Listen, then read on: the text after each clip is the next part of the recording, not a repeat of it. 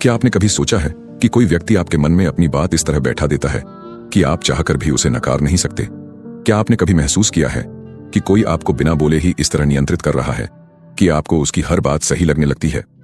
यह एक ऐसी कला है जिसे समझना हर किसी के बस की बात नहीं, लेकिन अगर इसे समझ लिया जाए तो यह दुनिया के सबसे बड़े रहस्यों में से एक को खोलने की चाबी बन सकती है। मनोविज्ञान की यह गहरी और छुपी हुई परतें आमतौर पर इंसान को उसके व्यवहार से परे देखने पर मजबूर कर देती है। यह एक ऐसी शक्ति है जिसे सही तरीके से इस्तेमाल किया जाए तो इंसान खुद को भी नियंत्रित कर सकता है, लेकिन गलत हाथों में पड़ जाए तो यह किसी को भी अपनी कठपुतली बना सकती है। इस दुनिया में हर कोई अपने हिसाब से लोगों को प्रभावित करने की कोशिश करता है, कोई अपनी मीठी बातों से तो कोई अपने विचारों की गहराई से। लेकिन क्या यह केवल सामान्य बातचीत होती है? नहीं, इसके पीछे एक गहरा विज्ञान छुपा होता है। ऐसा विज्ञान जो इंसान के दिमाग में छोटे छोटे बीज बोकर उसके निर्णयों को बदल सकता है, उसके सोचने का तरीका प्रभावित कर सकता है और उसे उस दिशा में ले जा सकता है जिसकी उसने कल्पना भी नहीं की होगी। इसे ही डार्क साइकोलॉजी कहा जाता है। यह सिर्फ एक अवधारणा नहीं, बल्कि एक ऐसी शक्ति है जो लोगों को उनके अवचेतन स्तर पर प्रभावित करती है। शुरू करने से पहले मैं आपसे एक छोटी सी रिक्वेस्ट करना चाहता हूं। अगर आप चैनल पर नए हैं तो इसे सब्सक्राइब जरूर करें और वीडियो को लाइक करना बिल्कुल ना भूलें। आपके सपोर्ट से हमें बेहतरीन कंटेंट बनाने की प्रेरणा मिलती है। अब आइए शुरू करते हैं। जब कोई आपको बिना किसी स्पष्ट कारण के पसंद करने लगता है या आप किसी की बातों में इतना खो जाते हैं कि आपको लगता है कि यही सच्चाई है, तो समझिए कि डार्क साइकोलॉजी का खेल शुरू हो चुका है। यह एक ऐसा मनोवैज्ञानिक हथियार है जिसे बहुत कम लोग समझते हैं, लेकिन जो इसे समझते हैं वे दुनिया को अपनी उंगलियों पर नचा सकते हैं। यह हथियार केवल शब्दों तक सीमित नहीं है, बल्कि इसमें इंसानी दिमाग की गहरी समझ और भावनात्मक नियंत्रण भी शामिल होता है। डार्क साइकोलॉजी को समझने के लिए सबसे पहले यह समझना जरूरी है कि हमारा दिमाग कैसे काम करता है। हमारा मस्तिष्क हर पल हजारों चीजों को प्रोसेस करता है, लेकिन इसमें से ज्यादातर चीजें हमारे अवचेतन मन में जमा हो जाती हैं। यही वह जगह है जहां से हमारे डर, भावनाएं और निर्णय लेने की शक्ति उत्पन्न होती है। डार्क साइकोलॉजी उन्हीं गहरे भावनात्मक बिंदुओं को छूकर लोगों को नियंत्रित करने का काम करती है। मान लीजिए कि आप किसी से पहली बार मिल रहे हैं। अगर वह व्यक्ति आपकी भावनाओं को समझकर उसी के अनुरूप प्रतिक्रिया देता है तो आपको वह अधिक प्रिय लगने लगता है। यह एक साधारण सा उदाहरण है, लेकिन जब इसे एक उच्च स्तर पर ले जाया जाता है तो यह लोगों को पूरी तरह से नियंत्रित करने की शक्ति बन जाती है। जो लोग इस तकनीक को जानते हैं वे जानते हैं कि कैसे किसी को प्रभावित करना है, कैसे उसे अपने पक्ष में करना है और कैसे उसकी सोच को बिना उसे बताए ही बदल देना है। डार्क साइकोलॉजी का एक प्रमुख तत्व होता है मनुष्य की कमजोरियों का इस्तेमाल करना। हर व्यक्ति की कुछ न कुछ कमजोरियां होती हैं, चाहे वह भावनात्मक हो, मानसिक हो या फिर किसी विशेष विषय से जुड़ी हो।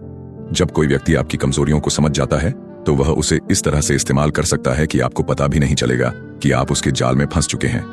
यही कारण है कि कुछ लोग हमेशा दूसरों को नियंत्रित करने में सफल रहते हैं, जबकि कुछ लोग बार बार धोखा खाते हैं। एक दिलचस्प तथ्य यह है कि डार्क साइकोलॉजी केवल व्यक्तिगत जीवन में ही नहीं, बल्कि बिजनेस, राजनीति और यहाँ तक कि रिश्तों में भी गहराई से मौजूद होती है। कई बड़े बिजनेस लीडर्स इस कला में निपुण होते हैं और वे इसे अपने ग्राहकों, कर्मचारियों और प्रतिस्पर्धियों को प्रभावित करने के लिए इस्तेमाल करते हैं। उन्होंने यह सीख लिया है कि कैसे लोगों के मन में अपनी बात बिठानी है, कैसे उन्हें वही चीज खरीदने के लिए मजबूर करना है जिसकी उन्हें जरूरत भी नहीं थी, और कैसे उन्हें इस कदर प्रभावित करना है कि वे उनकी हर बात पर यकीन करने लगें। डार्क साइकोलॉजी के कई रूप होते हैं। इनमें से एक बहुत प्रभावी तरीका है गिल्ट ट्रिपिंग। जब कोई व्यक्ति आपको इस तरह से महसूस कराता है कि आपने कुछ गलत किया है, भले ही आपने कुछ भी गलत न किया हो, तो वह आपको मानसिक रूप से नियंत्रित करने की कोशिश कर रहा होता है। उदाहरण के लिए, अगर कोई आपसे कहता है तुम सच में बहुत अच्छे इंसान हो, लेकिन मुझे बहुत दुख हुआ कि तुमने मेरी मदद नहीं की, तो आप खुद को दोषी महसूस करने लगते हैं, भले ही आपने कुछ गलत न किया हो। यह एक अत्यंत प्रभावी तरीका है जिससे लोग दूसरों को नियंत्रित करते हैं। इसी तरह गैसलाइटिंग भी एक खतरनाक तकनीक है जिसमें कोई व्यक्ति आपको आपकी ही सच्चाई पर शक करने के लिए मजबूर कर देता है। वह आपकी यादों, आपकी भावनाओं और आपके तर्क को इस तरह से मोड़ देता है कि आपको खुद ही यह लगने लगे कि शायद आप गलत हैं। धीरे धीरे यह प्रक्रिया आपके आत्मविश्वास को खत्म कर देती है और आप पूरी तरह से उस व्यक्ति पर निर्भर हो जाते हैं जो आपको गैसलाइट कर रहा होता है। अब तक जो भी आपने सुना वह सिर्फ शुरुआत है। डार्क साइकोलॉजी के और भी कई रहस्य हैं जो हम आगे जानेंगे। अब आगे बढ़ते हैं और इस गहरे विषय को और विस्तार से समझते हैं।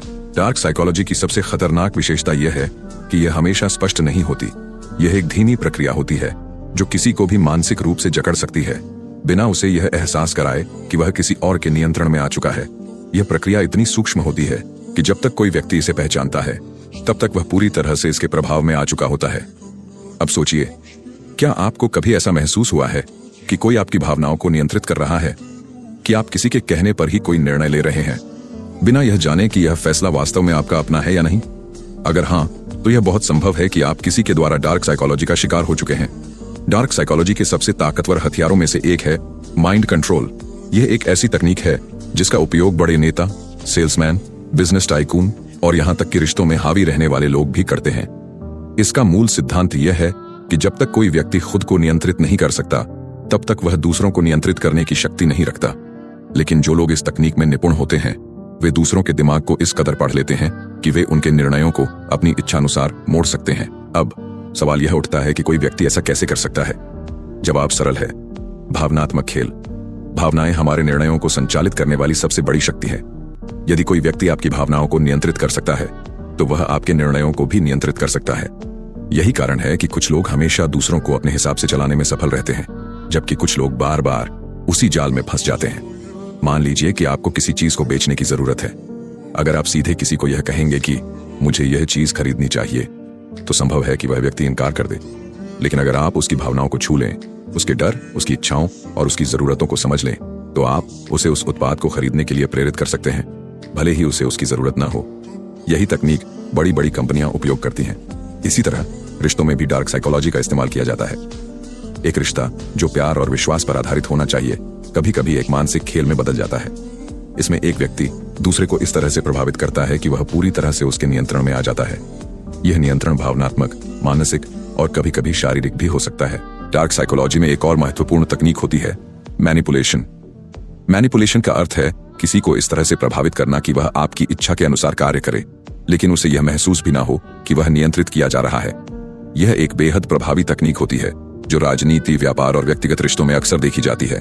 इसका एक बेहतरीन उदाहरण है फियर टेक्निक, यानी डर का उपयोग। जब किसी व्यक्ति को डराया जाता है कि अगर उसने किसी विशेष तरीके से काम नहीं किया तो उसे नुकसान होगा, तो वह व्यक्ति स्वाभाविक रूप से उस दिशा में काम करने लगता है जिसमें उसे नियंत्रित करने वाला व्यक्ति चाहता है। इसे समझने के लिए एक छोटे से उदाहरण पर गौर करें। अगर किसी ऑफिस में बॉस अपने कर्मचारियों से कहता है कि अगर तुमने यह टारगेट पूरा नहीं किया तो तुम्हारी नौकरी खतरे में पड़ जाएगी, तो कर्मचारी अधिक मेहनत करने लगता है। लेकिन अगर उसी टारगेट को एक अलग तरीके से प्रस्तुत किया जाए, जैसे अगर तुम यह टारगेट पूरा कर लेते हो तो तुम्हें प्रमोशन और बोनस मिलेगा, तो कर्मचारी प्रेरित होकर काम करेगा।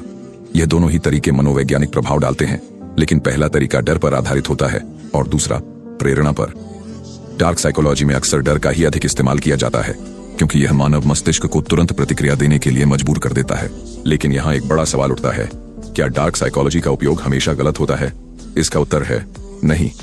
डार्क साइकोलॉजी को सही दिशा में उपयोग किया जाए तो यह इंसान की सफलता का सबसे बड़ा हथियार बन सकता है। उदाहरण के लिए, अगर कोई व्यक्ति खुद को अनुशासित करना चाहता है, तो वह खुद के दिमाग पर इसी तकनीक का उपयोग कर सकता है। वह अपने डर को अपनी प्रेरणा बना सकता है, अपनी भावनाओं को नियंत्रित करना सीख सकता है और खुद को मानसिक रूप से इतना मजबूत बना सकता है कि कोई भी उसे आसानी से प्रभावित न कर सके। इसका एक अच्छा उदाहरण है रिवर्स साइकोलॉजी। रिवर्स साइकोलॉजी का अर्थ है किसी व्यक्ति को किसी कार्य को करने के लिए प्रेरित करना, जबकि आप उसे ठीक विपरीत करने के लिए कह रहे होते हैं। यह तकनीक अक्सर माता पिता अपने बच्चों के साथ उपयोग करते हैं। उदाहरण के लिए, अगर कोई बच्चा पढ़ाई नहीं करना चाहता, तो उसे सीधे यह कहने के बजाय कि तुम्हें पढ़ना चाहिए, माता पिता कह सकते हैं तुम्हें पढ़ाई करने की जरूरत नहीं, क्योंकि तुम वैसे भी इसे समझ नहीं पाओगे। इसका परिणाम यह होता है कि बच्चा खुद को साबित करने के लिए पढ़ाई करने लगता है। यह एक बेहतरीन उदाहरण है कि कैसे डार्क साइकोलॉजी का सही दिशा में उपयोग किया जा सकता है। अब सवाल यह है कि कैसे हम खुद को डार्क साइकोलॉजी के दुष्प्रभावों से बचा सकते हैं। इसके लिए सबसे महत्वपूर्ण बात है आत्म जागरूकता। अगर आप यह समझ जाते हैं कि कोई आपको नियंत्रित करने की कोशिश कर रहा है, तो आप उसके प्रभाव से बच सकते हैं। इसके लिए कुछ महत्वपूर्ण बातें ध्यान में रखना जरूरी है।